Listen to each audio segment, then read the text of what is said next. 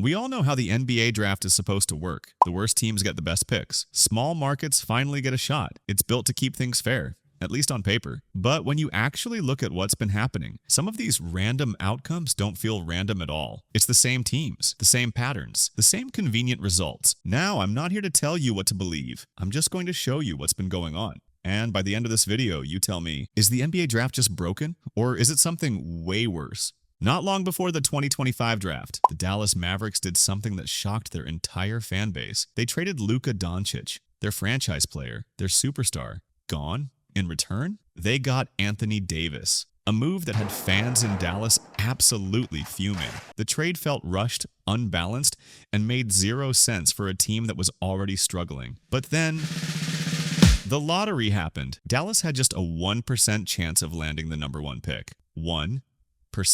And somehow they hit. They won the entire lottery. Suddenly, the trade didn't feel so lopsided. Luka goes to the Lakers, Dallas gets Anthony Davis and the #1 pick. And just like that, no fans go from outrage to celebration. Sounds like a happy ending, right? But think about the timing. A major trade goes down, the lottery follows, and the team that just took the biggest PR hit ends up with the one thing that can calm the storm, a generational prospect named Cooper Flagg. Coincidence? Maybe. But for a lot of fans, this was the moment things stopped feeling like a game and started feeling like a script. On the surface, the NBA draft lottery looks legit. Ping pong balls, numbered envelopes, a random draw, just like any other lottery, right? But here's the catch. The actual drawing happens behind closed doors. No live cameras, no full public access, just a few executives, an auditor, and a result we're all expected to trust. Even team reps who attend can't bring phones into the room.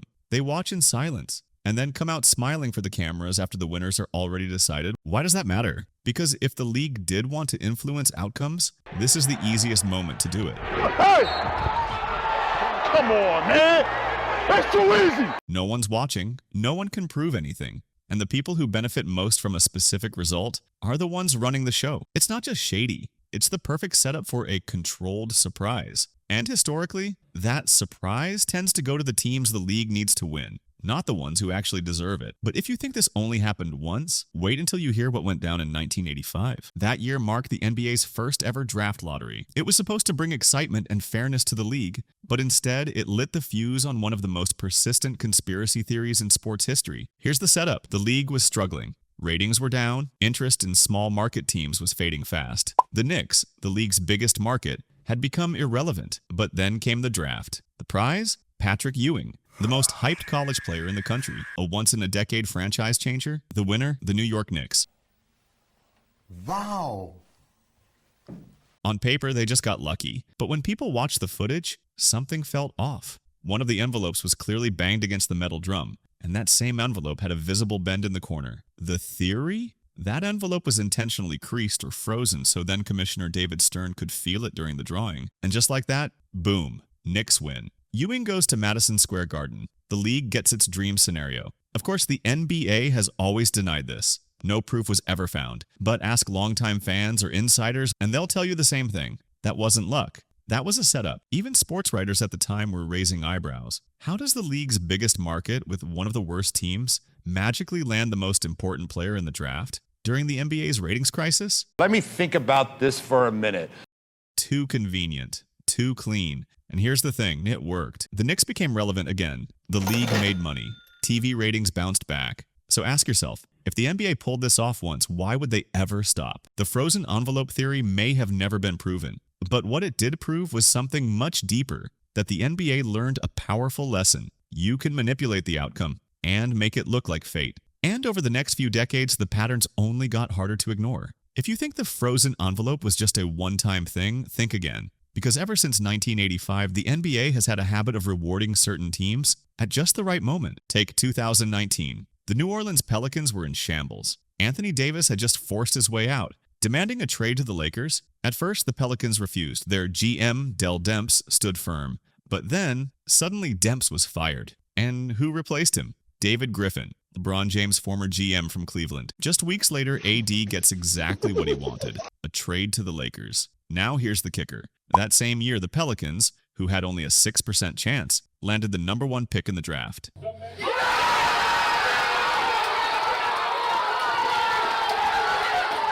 The prize? Zion Williamson, a once-in-a-generation athlete to replace their lost superstar. So let's review. AD gets to LeBron. Griffin, who's close with LeBron, takes over the Pelicans. New Orleans wins the lottery with 6% odds.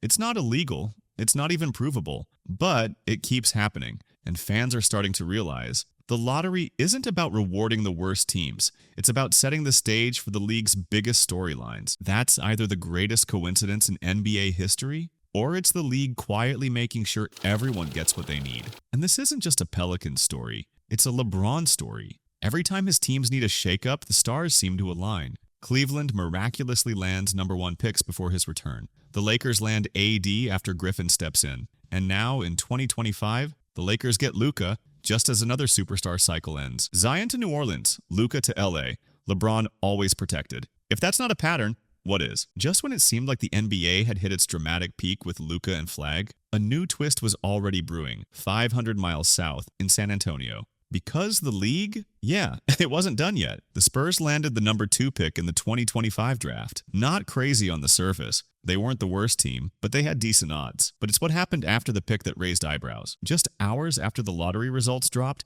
reports surfaced that Giannis Antetokounmpo was officially open to a trade. And guess what? San Antonio was on his short list. Why? No state income tax. A young star and now a #2 overall pick. Perfect for trade leverage. You starting to see the setup? The Spurs, a small market team, suddenly become the perfect landing spot for a 2-time MVP. And the NBA? They get what they always want. A controlled comeback for a fading superstar. Giannis in San Antonio next to Wemby? That's must-watch TV. Ticket sales go up. National broadcasts spike. The next dynasty narrative is born. Now think about the timeline. Luka traded, Mavs win. Lakers benefit. Spurs win #2. Giannis rumors ignite. All within a few days. All leading to maximized value for the league. And all of it decided in a locked room with no cameras. Just trust us. Maybe it's all just chance. Or maybe the lottery isn't just influencing the league, it's engineering it. The NBA says the lottery is about fairness, about giving struggling teams a chance to rebuild. But year after year, the same pattern keeps repeating. Stars land where the ratings are. Rebuilding teams get just enough hope to stay quiet, and somehow, everything always works out for the league. The frozen envelope, the Zion switcheroo, the Luka Flag reset, the quiet setup for Greek Freak.